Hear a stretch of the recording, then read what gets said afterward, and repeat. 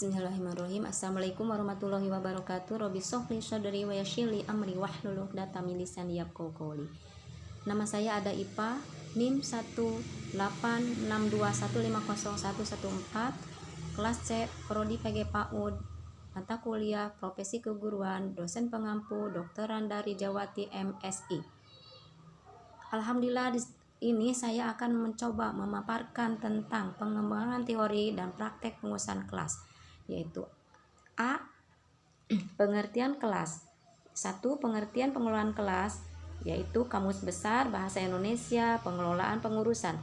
Sedangkan yang dimaksud dengan kelas adalah tingkat ruang tempat belajar di sekolah, pengelolaan kelas dan pengelolaan penyelenggaraan. Singkat suatu proses penyelenggaraan atau pengurusan ruang di mana dilakukan kegiatan belajar mengajar. Menurut Usman 2002 halaman 97 mendefinisikan pengelolaan kelas adalah keterampilan guru untuk menciptakan dan memelihara kondisi belajar yang optimal dan mengembalikannya bila terjadi gangguan dalam proses belajar mengajar.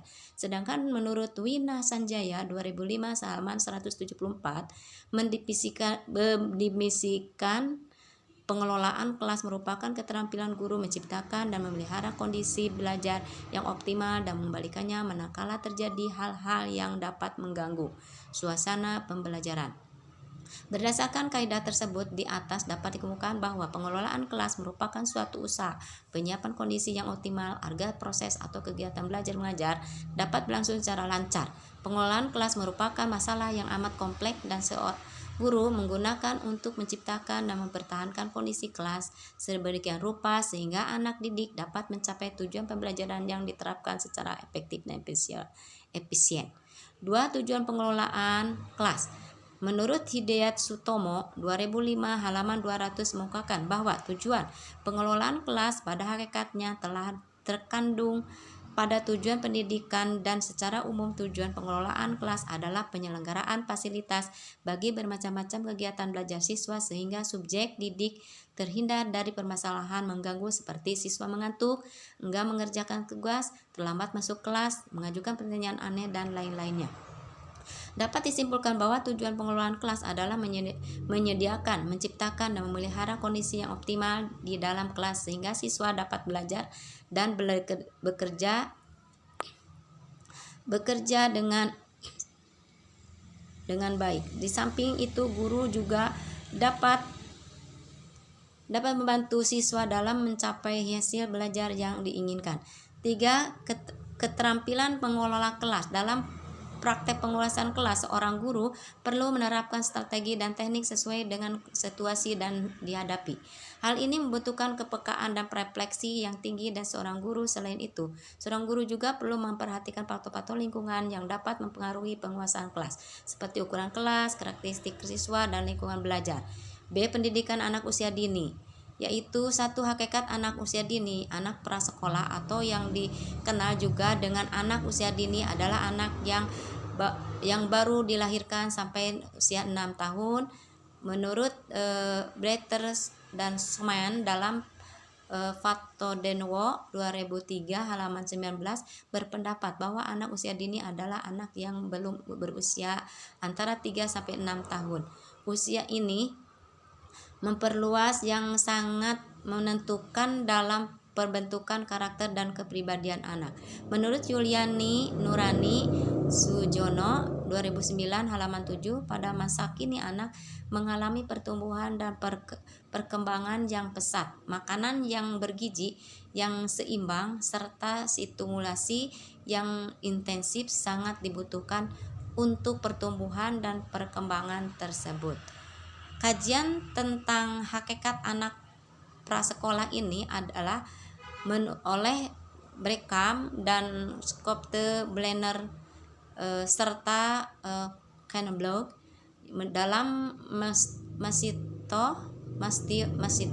dan kawan-kawan 2005 halaman 1 sampai 12, 1 sampai 13 adalah sebagai berikut.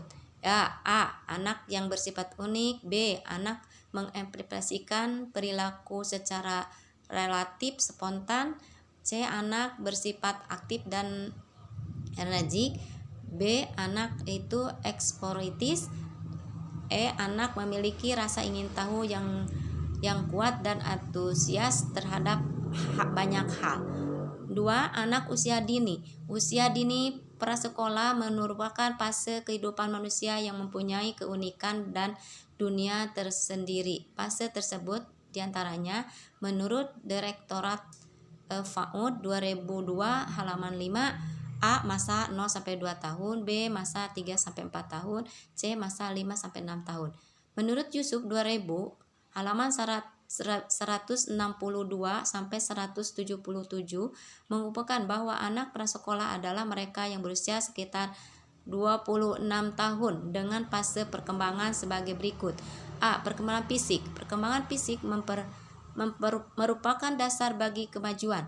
Perkembangan berikutnya meningkatkan pertumbuhan tubuh, badan baik menyangkut ukuran berat dan tinggi maupun kekuatannya memungkinkan anak untuk dapat lebih mengembangkan keterampilan fisiknya sehingga eksplorasi terhadap lingkungannya tidak lagi dengan bantuan dari orang tuanya.